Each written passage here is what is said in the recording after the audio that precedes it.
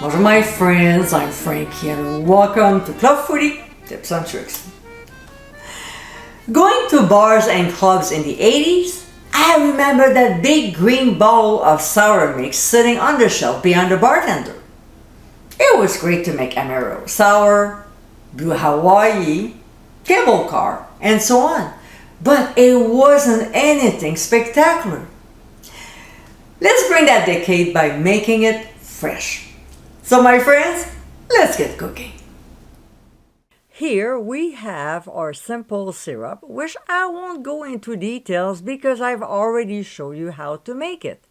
In case you forgot, click on the top right corner of your screen to get the recipe.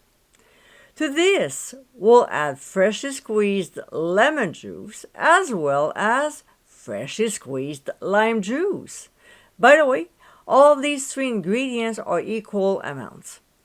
We'll give a good stir and let the mixture cool to room temperature before transferring it into a glass container.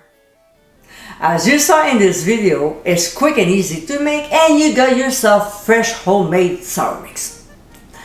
I hope you enjoyed tips and tricks of the day, and for many more, including recipes, visit clubfoodie.com. Until next time my friends, bon appétit!